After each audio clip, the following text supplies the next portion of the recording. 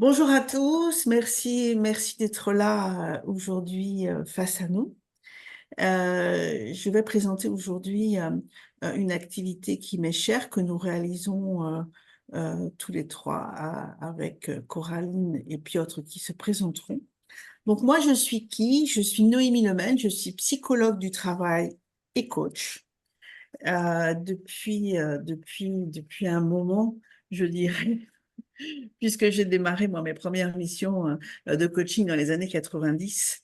Ça date pas d'hier. J'ai accompagné plus de 500 personnes dans mon parcours avec une idée, c'est que si on favorise l'épanouissement des gens au travail, on favorise aussi leur performance et que toute ma carrière, je l'ai réalisée autour de cette idée de favoriser le cercle vicieux de ma clientèle et de les accompagner pour qu'ils s'épanouissent davantage. Je réalise essentiellement des coachings de prise de poste, des coachings d'optimisation du leadership, des coachings face à des enjeux stratégiques. Et dans ce contexte-là, ma technique, c'est d'abord d'identifier ce qui empêche ma clientèle d'atteindre leurs objectifs. Souvent, ce sont des représentations, des croyances, des schémas dysfonctionnels ou des stéréotypes et des stéréotypes du genre. Et on va en parler tout à l'heure.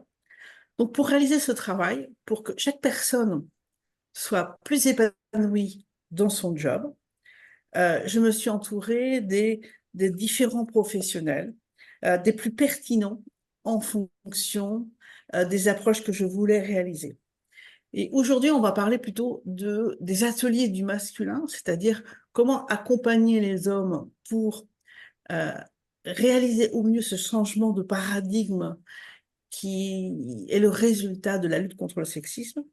Et donc, je vais vous parler, enfin maintenant vont prendre la parole deux personnes, Coraline et Piotr, que je laisse s'exprimer, se présenter à leur tour. Vas-y Merci. Coraline peut-être. Allez, je commence. Alors, bienvenue à tous et à toutes. Moi, c'est Coraline Kaya, je suis juriste et formatrice. J'ai créé le projet Callisto il y a un petit peu plus de 3 ans euh, en matière de prévention, de lutte contre les violences sexistes et sexuelles dans la sphère professionnelle. Mais initialement, ça n'était pas ma spécialité puisque je suis juriste spécialisée en droit pénal et que je me suis intéressée à la question du droit du travail un petit peu plus tard dans ma carrière. Mais ça, j'aurai l'occasion de vous en redire un petit peu plus ultérieurement. Et donc, je vais laisser Piotr se présenter à son tour. Merci Coraline. Je m'appelle Piotr Banaziak, je suis pour ma part coach professionnel et sociologue. J'ai travaillé plus de 10 ans chez Orange aussi dans l'accompagnement au changement et j'ai également été moine bouddhiste pendant plusieurs années. Et je m'attelle aujourd'hui à l'accompagnement plus spécifiquement des hommes sous différentes formes, dont les ateliers du masculin avec Noémie et Coraline. Je vais en profiter maintenant pour poser la première question à Noémie. Noémie, qu'est-ce qui t'a fait aborder le sexisme? Moi, c'est le coaching qui m'a conduite vers le sexisme. Euh, j'ai l'habitude de dire que je suis sortie du déni aux alentours des années 2008. C'est-à-dire que je coachais et je coach toujours autant de femmes que d'hommes, mais à cette époque-là, à partir de 2008, j'ai été amenée de plus en plus à coacher des cadres supérieurs ou des cadres dirigeants. Et là, j'ai vu, en fait. En plus exactement, j'ai entendu, puis j'ai senti aussi la difficulté, voire la souffrance que les femmes exprimaient quand, en fait, elles arrivent à ce moment-là où elles prennent en charge des métiers dits d'hommes, donc des métiers de cadre supérieur, c'est-à-dire des métiers liés au pouvoir, mais ça peut être aussi des fonctions plus techniques ou des fonctions enfin, d'experts attribuées généralement aux hommes. À ce moment-là, je me suis demandé si c'était moi qui avais un problème, si en tant que femme, je ne me projetais pas un peu.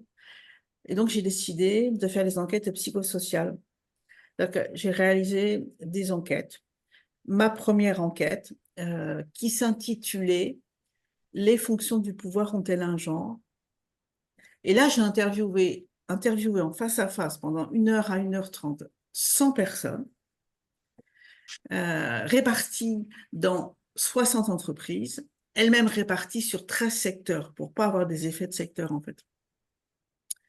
J'ai noté le verbatim, j'ai pris le temps de réfléchir et j'ai fait une analyse de contenu. Alors cette étude, elle est publiée sur mon site, Les fonctions du pouvoir ont-elles un genre? Et en fait, je me suis aperçue que j'avais recueilli un très beau florilège de stéréotypes du genre que intégrés en fait dans la tête des personnes que j'interrogeais, qui étaient à 70% des femmes, puisque j'avais beaucoup de DRH et que la profession est très féminisée, et aussi dans le cadre des cadres dirigeants qui avaient bien voulu répondre à mon enquête et puis me recevoir.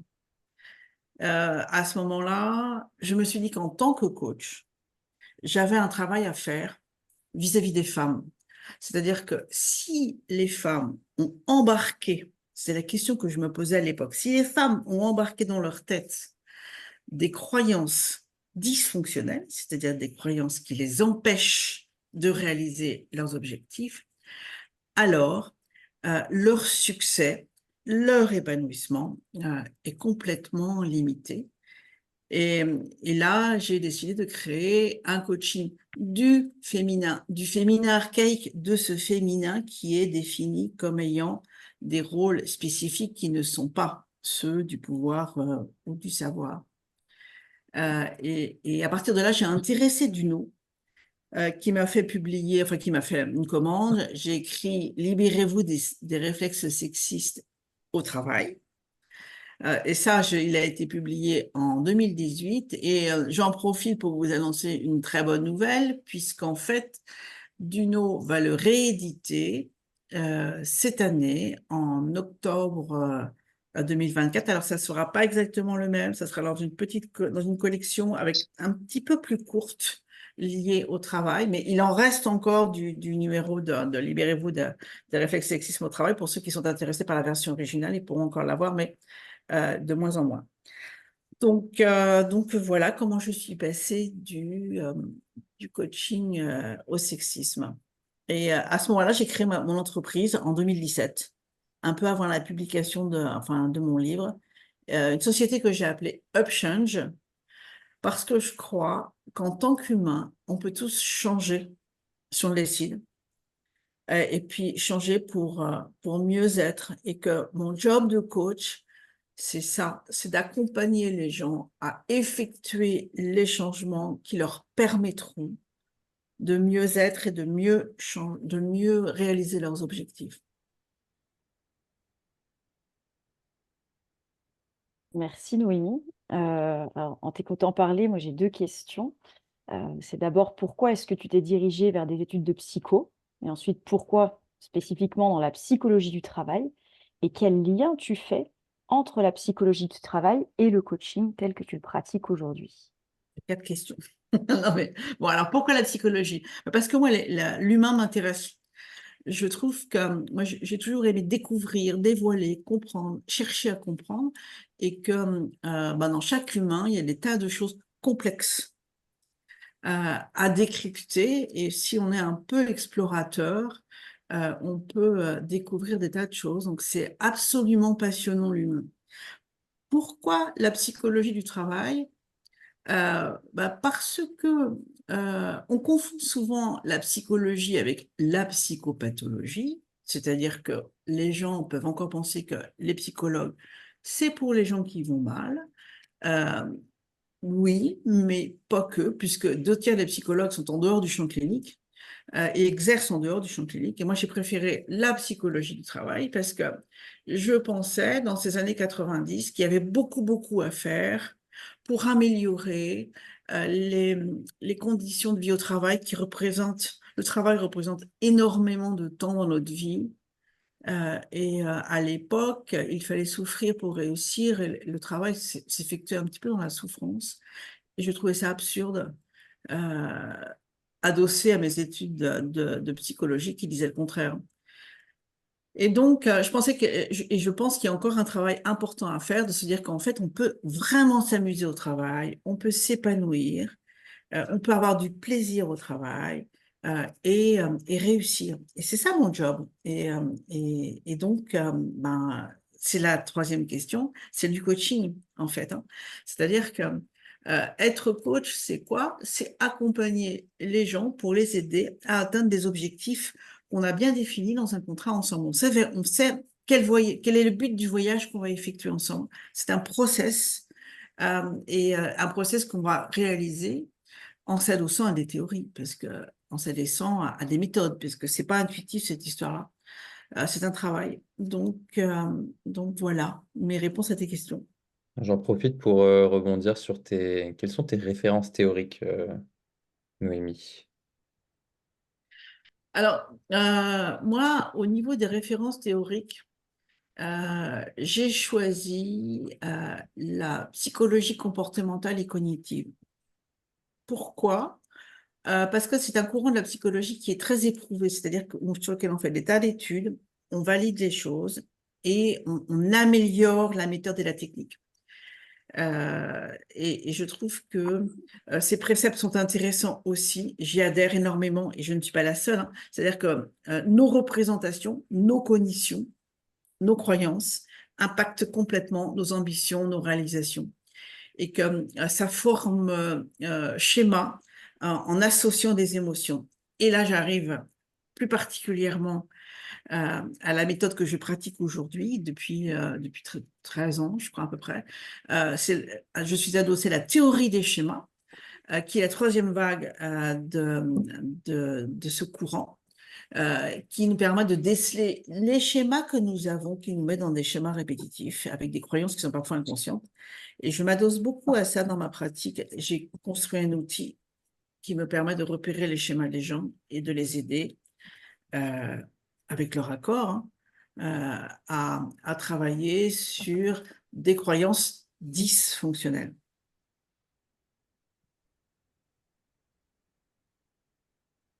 Voilà. Merci. Et dans le thème du webinaire de ce jour, Noémie, pourquoi les ateliers du masculin? Alors, en fait, j'ai démarré mon approche par le coaching du féminin. Puis, je me suis aperçue que travailler sur les schémas de quelqu'un, faire évoluer cette personne, notamment la débarrasser de schémas d'un féminin dysfonctionnel qui l'empêcherait d'aller vers certaines fonctions, c'est super important. Mais si on remet cette personne dans un milieu qui est sexiste, c'est-à-dire qui lui attribue des métiers en fonction de son sexe, alors la personne, elle se fait corriger. On lui dit qu'elle n'est pas à sa place, qu'elle ne doit pas faire ça, donc elle se fait corriger, voire symboliquement de plus en plus cogner. C'est là où je me suis dit qu'il fallait absolument travailler sur le système, aidé par la loi, puisque la loi contre le sexisme est apparue, contre le sexisme ordinaire est apparue en 2016 et j'ai lancé mes ateliers peu après cette période-là. Des ateliers en entreprise, en mode mix, avec des juristes, dont toi, Coraline, et puis une autre personne, pour des groupes mixtes, pour apprendre aux gens, globalement, à se débarrasser du sexisme. Suite à ça, j'ai noté le phénomène que vivaient des hommes qui étaient dans une difficulté, voire un backlash, avec le sentiment qu'ils ne pouvaient plus rien dire, qu'ils n'avaient plus le droit d'exister, le sentiment d'attaque identitaire qui peut se traduire par des défenses plus ou moins maladroites, plus ou moins violentes, mais en tout cas qui ne favorisent pas non plus leur épanouissement ni leur évolution de carrière. Donc, à ce moment-là, je me suis dit qu'il fallait qu'on travaille spécifiquement sur le féminin. Et c'est là où j'ai pensé à nous unir tous les trois, parce qu'il y a la part du juridique qui est hyper importante que tu représentes, Coraline, et puis il y a la part de l'approche dédiée aux hommes que tu représentes, Piotr. C'est-à-dire que il faut essayer de comprendre ce qui se passe quand on est obligé de changer de paradigme et qu'on a construit sur son identité, sur une certaine manière d'être, naguère valorisée, aujourd'hui qui peut vous envoyer au pénal. Donc, c'est pas simple. Mm. Super. Merci beaucoup, Noémie. On Merci. va passer aux questions pour Coraline. Donc, est-ce que tu pourrais nous parler de ton parcours déjà? Bien sûr.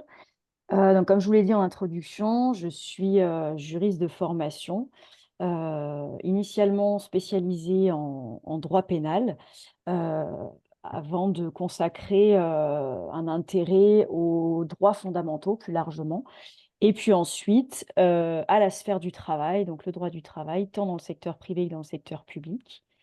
J'ai travaillé plusieurs années en aide aux victimes où je me suis spécialisée sur la question des violences conjugales et intrafamiliales. Euh, Ce qui m'a permis de faire des interventions, des conférences sur les thèmes larges des violences faites aux femmes, que je fais encore aujourd'hui parce que si j'interviens essentiellement dans la sphère professionnelle, je peux m'adresser à tout type de public sur le thème des violences faites aux femmes dans toutes les sphères de la société, que ce soit sur les thématiques de harcèlement de rue ou de violences conjugales, par exemple. Ok. Et Coraline, qu'est-ce qui t'a amené à te tourner vers l'enseignement? Alors, j'ai toujours été passionnée par l'enseignement depuis que je suis enfant. Et bien avant de créer le projet Callisto, j'ai mené des actions de sensibilisation dans tous les jobs que j'occupais. J'ai enseigné par la suite en faculté de droit, et notamment à la faculté de droit de Grenoble, pendant plusieurs années. Et dans le cadre du projet donc Callisto, j'ai vocation à y faire bien évidemment de la formation et de l'enseignement, mais c'est aussi et avant tout un espace qui est dédié à la recherche, puisqu'avant d'être formatrice, je fais de la recherche en droit sur ces thématiques. Et j'ai d'ailleurs un projet de thèse en ce moment que j'aimerais pouvoir concrétiser et qui se trouve être en relation bien évidemment avec mon domaine de spécialité. Ok. Et pourquoi les ateliers du masculin dans ton cas? Alors, au début de ma carrière, quand je travaillais en aide aux victimes, sur la spécialisation donc, des violences conjugales et intrafamiliales, j'ai informé et accompagné des personnes victimes de violences conjugales. Mais je me suis aussi intéressée plus largement à la question de la prise en charge des auteurs de violences conjugales qui, dans les statistiques, se trouvent être souvent des hommes. Euh, Car au-delà de la sanction pénale, en fait, on s'aperçoit que la prise en charge dans la société est assez résiduelle, en tout cas inexistante à l'époque et dans le territoire où j'intervenais. C'est pour ça que je me suis intéressée, que j'ai participé à l'animation et à l'intervention de stages de responsabilisation d'auteurs de violences conjugales. Mais plus largement, au-delà de cet aspect pratique, il me semblait très intéressant en fait de participer aussi à une réflexion sur des mesures à conduire, des stratégies et un plan global d'accompagnement. Et c'est pourquoi j'ai intégré et animé un groupe de travail sur les hommes auteurs de violences conjugales. Euh, je dirais que cet intérêt, en fait, il participe vraiment d'une prise en charge globale d'un sujet, pas uniquement par un seul prisme, euh, et qui du coup a vocation à prendre en compte l'ensemble des acteurs concernés pour avoir, je dirais, ce que j'appellerais une vision vraiment générale de la problématique et pouvoir intervenir à différents stades. Et en ce qui concerne les ateliers du masculin, je trouve que réserver une place particulière, comme le disait Noémie, à des hommes qui ont pu ressentir des attaques identitaires, ou voilà, pouvoir donner un espace de parole sur ce qu'on peut plus dire et qu'est-ce qu'on ne peut plus dire. Ça permet aussi de replacer les personnes dans leur posture professionnelle, parfois de manager, et de pouvoir aussi faire du droit, de la loi, non plus une épée de Damoclès, mais un véritable outil à destination des cadres et des opérationnels. Ok. Et qu'est-ce que tu proposes comme prestation chez Calypso? Quelles sont Alors, tes actions? chez Callisto, c'est essentiellement de la formation en direction de toute structure, du privé comme du public, et pour tous les étages des organisations. C'est-à-dire que je m'adresse à la fois aux directions, aux équipes managériales, aux équipes opérationnelles, mais aussi aux référents, violence, harcèlement, qui soient des référents du CSE ou de la direction. Et mes thèmes d'intervention sont bien évidemment tournés autour des violences sexistes et sexuelles, donc tout ce qui touche au sexisme, sexisme ordinaire, agissement sexiste, harcèlement sexuel, mais également le harcèlement moral. J'interviens aussi, j'aide des structures essentiellement publiques à la mise en place de dispositifs de signalement et notamment de cellules d'écoute. Et je forme à la conduite d'enquête, puisqu'aujourd'hui, ça fait partie des obligations des employeurs de conduire des enquêtes quand des faits qui sont à minima du harcèlement moral ou sexuel. Dans ces cas-là, les employeurs sont tenus de diligenter une enquête. Donc, je forme les équipes à la conduite d'enquête, et également, je peux faire de la conduite d'enquête moi-même, donc ce qu'on appelle de la conduite d'enquête externalisée. Ce cadre qui est offert par la formation, en fait, il permet d'aborder les obligations légales des employeurs, puisqu'ils ont l'obligation de garantir la santé, la sécurité des collaborateurs placés sous leur autorité. Ça permet aussi de traiter de la question de la responsabilité des employeurs et de la notion de risque. Parce qu'aujourd'hui, le sexisme est un risque, au même titre que le harcèlement sexuel, au même titre que le harcèlement moral. Et le risque, il n'est pas inexistant, parce qu'on s'aperçoit que l'étude de la jurisprudence montre que la question, elle fait de plus en plus l'objet de contentieux et donc de condamnations. Et puis enfin, la formation, elle permet aussi d'aborder le volet des bénéfices, parce qu'en fait, on a pu comptabiliser que 1 euro investi dans la prévention, c'est jusqu'à 4 euros d'économiser en termes de réparation. Et donc ça, aujourd'hui, les entreprises y sont extrêmement sensibles. Ok, merci. Est-ce que tu as justement des exemples d'interventions que tu as pu mener, évidemment sans donner le nom de l'entreprise ou du service public? Oui, bien sûr. Je suis intervenue dans une entreprise d'une vingtaine de personnes, dans laquelle un service qui comptait 5 collaborateurs rencontrait des difficultés, puisque 3 personnes étaient en arrêt et 2 personnes étaient démissionnaires. Et la direction, au regard de ces éléments, s'interrogeait sur l'existence notamment de faits de harcèlement.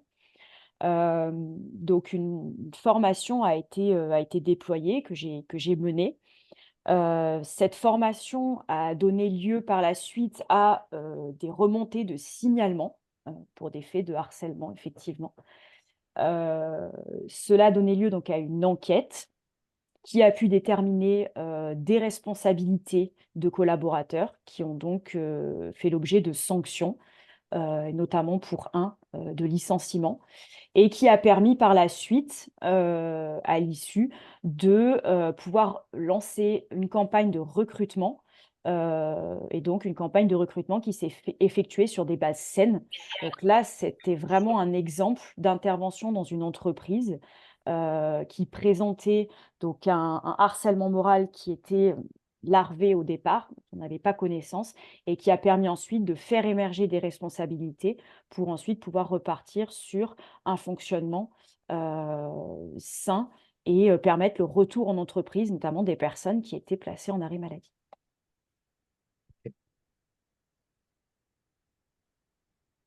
Voilà, je ne sais Ok. pas si ça répond à votre question. Ouais. Si, moi, j'ai une autre question, Coraline, c'est qu'est-ce que tu aimerais qu'on retienne des formations que nous animons? Euh, Ce que j'aimerais qu'on en retienne, c'est qu'on ne perd rien à pratiquer l'égalité, bien au contraire. Et c'est pour ça que on propose tous ensemble des actions qui sont un petit peu sur mesure, personnalisables, en fonction des besoins qui sont exprimés par les structures, les intervenants, et qui permettent en fait un espace de parole bienveillant, confidentiel, euh, où justement on peut aborder en toute simplicité la question du droit, la question du cadre, pour ma part en tout cas, et voilà, et ce qu'il est possible de faire à partir des outils, parce qu'encore une fois, pour moi, la loi, c'est un véritable outil qui peut être mobilisable, mobilisé au service de chaque organisation. Ok, merci. Merci. Je pense que Piotr, ça serait bien si tu prenais ton tour de présenter. Donc, je vais parler rapidement de mon parcours. Moi, j'ai toujours été habitué à construire des ponts entre des univers un peu antagonistes. Donc, je suis biculturel, je fais du foot, mais j'adore les sciences sociales. J'ai toujours été amené à faire des jonctions un peu qui ont l'air contradictoires au premier abord. Donc, moi, j'ai un master de psychologie dans le management et dans le business. J'ai aussi fait un master de sociologie. J'ai entamé un doctorat à l'université de Lancaster que j'ai stoppé. Alors que j'avais un plan de vie très linéaire avec une carrière académique, que voilà, j'avais une grosse planification parce que j'ai été frappé de plein fouet par le bouddhisme, ce qui m'a fait revenir en France il y a 12 ans maintenant.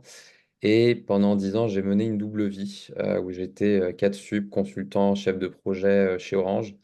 Et à côté de ça, j'étais donc moine bouddhiste. J'avais un dojo de méditation à Paris que je menais.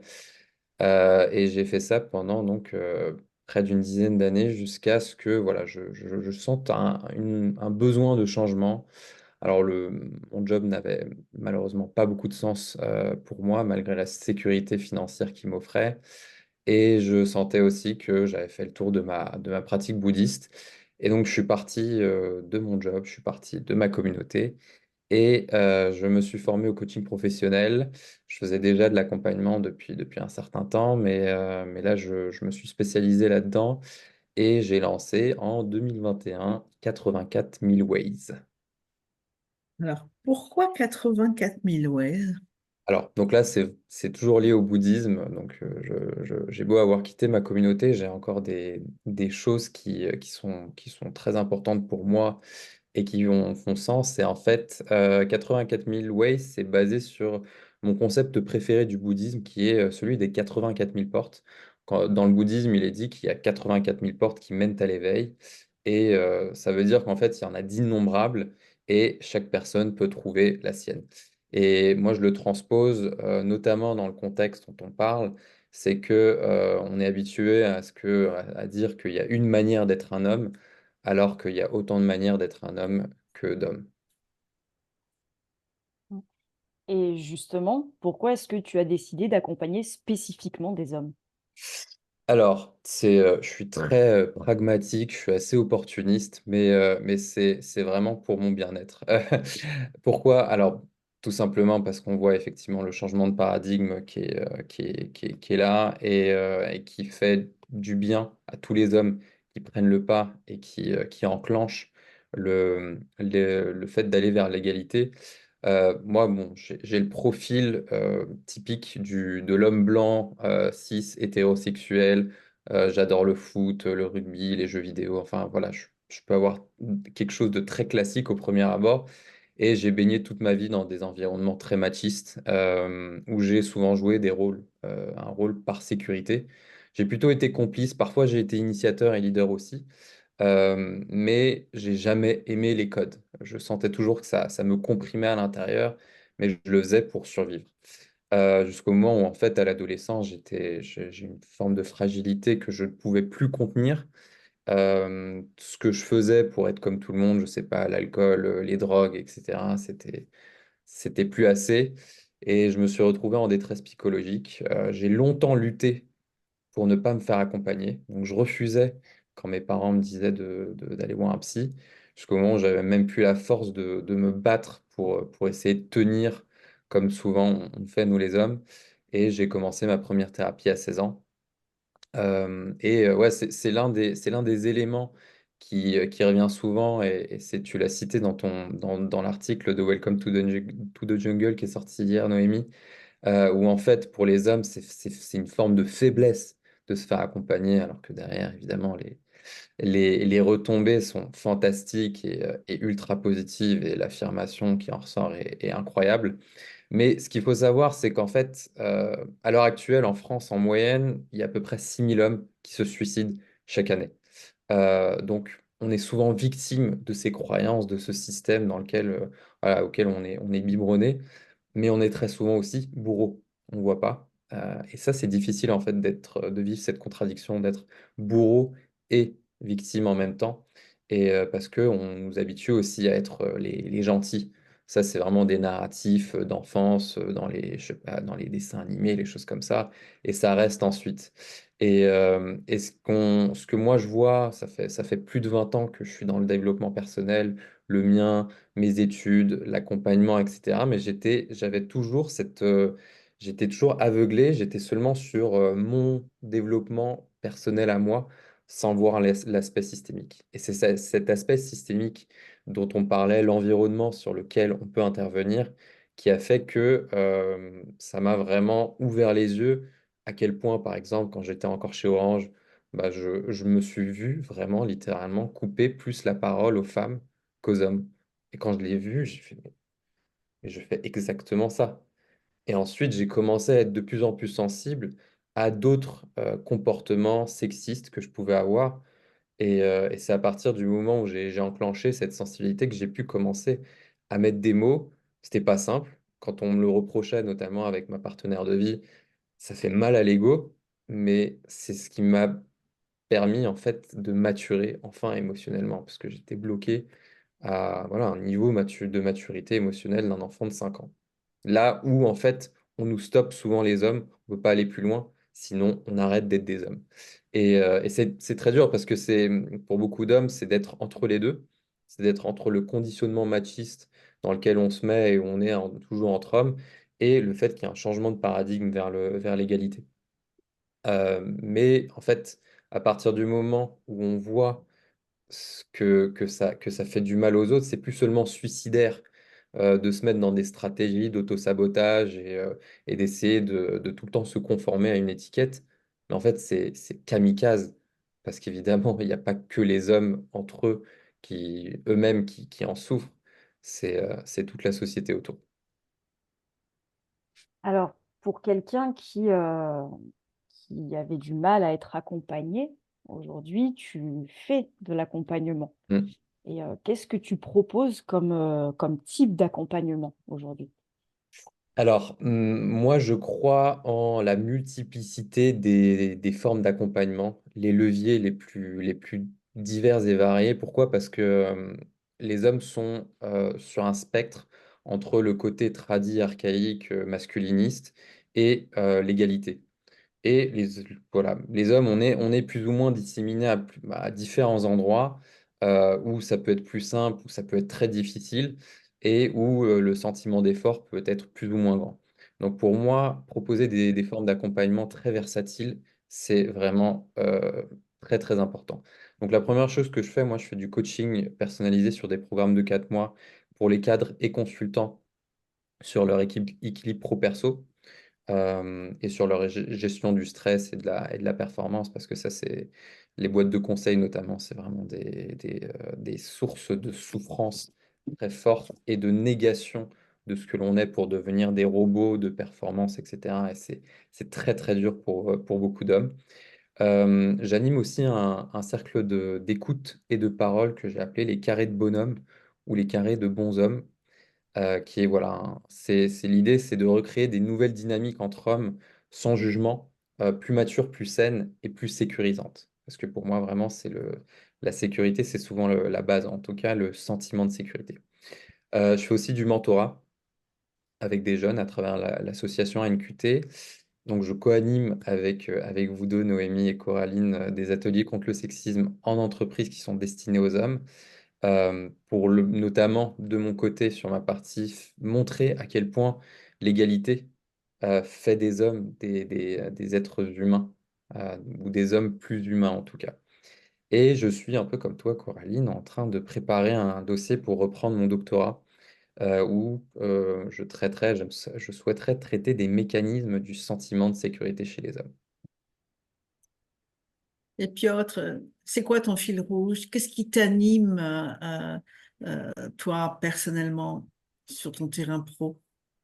Donc, je l'ai dit, je garde encore des éléments du bouddhisme. Donc, pour moi, un peu mes valeurs hautes, ce serait la sagesse, la transformation, très liée au coaching, mais donc la sécurité aussi. Alors, donc moi, en fait, j'ai été diagnostiqué Asperger il y a un an. C'était une grosse découverte, une grosse compréhension de comment j'ai pu fonctionner dans ma vie. Mais en fait, j'ai été habitué, je pense, comme tous les hommes, à être dans une forme de stress constant, un peu en mode survie. Et pour moi, quand on est en mode survie, on est incapable de se connecter déjà à soi-même, à ses envies, à ce qu'on est, etc., mais aussi aux autres. Donc en fait, pour moi, sans sentiment de sécurité, impossible de développer de l'empathie, notamment pour les victimes, dans ce cas très précis, sur les sujets de violences sexuelles et sexistes. Et pour moi, en fait, ce sentiment d'insécurité, avec voilà, le fait de se sentir en guerre, en compétition, à la vie, à la mort, c'est une forme d'auto-sabotage qui nous empêche en fait justement d'être nous-mêmes. Et pourtant, c'est pas du tout une fatalité. Et moi, ce que j'ai envie de voir, c'est déjà voir un homme qui se sent en sécurité avec lui-même pour comme un rapport de cause à effet, se transforme et va justement vers cette égalité. Donc moi, dans mes accompagnements, c'est ce que j'adore. C'est proposer déjà un cadre où les hommes se sentent en sécurité et où derrière, en fait, automatiquement, ils peuvent entamer les changements, ils peuvent écouter les autres et ils peuvent ensuite devenir des êtres humains qui deviennent vraiment très agréables à côtoyer. Et c'est là où je mets le côté pragmatique, c'est qu'en fait, pour moi, c'est aussi des personnes beaucoup plus agréables à côtoyer parce que quand j'ai constamment des hommes avec un masque de compète, ouais, c'est moi le plus fort, non, c'est moi le plus fort, et puis je vais te prouver, etc. C'est marrant quand on a 5 ans, pendant un certain temps, mais voilà, presque 40 ans, je n'en peux plus. Donc je suis pragmatique et je veux proposer aux hommes d'être plus eux-mêmes et de sortir de ce masque voilà, souvent de petits enfants qui peuvent garder toute leur vie potentiellement. Et pour ça, en fait, ce qu'il faut voir, pour moi, le point central, c'est aussi la responsabilité. Donc, il y a souvent ce truc de not all men, nous, on n'est pas tous les méchants, etc. Il n'y a pas besoin d'être fautif ou coupable pour se sentir responsable. Parce que nous, ce qu'on disait à un niveau individuel, on peut être exemplaire, mais tant qu'on ne touche pas à l'environnement, tant qu'on ne s'implique pas dans le changement de paradigme, bah, on va être exemplaire et puis il ne se passe rien. Et puis au final, on voit pas à quel point notre complicité influence toujours le fait que ce système continue à faire des victimes. Et donc, pour moi, cette responsabilité, elle passe par le fait de dire, nous les hommes, en tant que groupe, on a du taf à faire, et voilà les outils que je veux proposer pour y arriver. Parce que, pour moi, nous les hommes, on a toute notre place dans une telle société, on peut avoir une très, très belle place dans l'égalité. Bah Voilà. bien, je te rejoins complètement, Piotr, parce qu'effectivement, du côté de la psychologie, euh, euh, on pense aussi la même chose, c'est qu'à partir du moment où on est apaisé, où on n'est pas en conflit intérieur, on a nettement moins besoin de se mettre dans des rapports de domination avec les autres, puisque on est plus apaisé, on sort d'une dynamique binaire qui serait soit je suis dominant, soit je suis dominé, ce qui est un problème de raisonnement. C'est une grosse erreur de raisonnement, puisque Mm. on voit que 2 points, alors que on peut être, l'égalité, c'est d'être ni l'un ni l'autre, en fait. On n'a pas besoin d'aller dans Mm. ces extrémités-là. L'assertivité, une position d'assertivité, qui est un grand sujet du coaching, c'est d'être capable de s'exprimer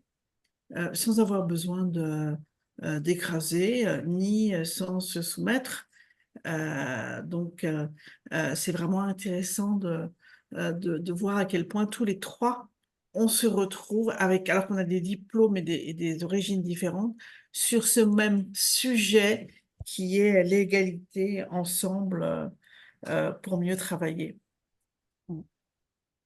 On va regarder s'il y a des questions dans le chat. Moi, j'en ai vu une, je crois qu'elle t'est adressée, Coraline, c'est quoi la définition du sexisme exactement? Euh, alors, il n'y a pas de définition du sexisme à proprement parler dans la loi. La loi, elle parle d'agissement ou d'outrage sexiste, qui globalement sont des propos ou des comportements liés au sexe d'une personne qui ont pour objet ou pour effet de créer un environnement hostile, dégradant ou offensant. L'idée derrière ces agissements désormais interdits, c'est de dire qu'en fait, des propos, même s'ils ne sont pas faits dans l'intention de nuire, peuvent créer un environnement hostile ou dégradant et à ce titre constituer du sexisme. Concrètement, quand le législateur a pris cette mesure, c'était pour lutter notamment contre les blagues graveleuses, pour pouvoir appréhender par le droit le fameux «Oh, mais c'était pas méchant, c'était qu'une blague».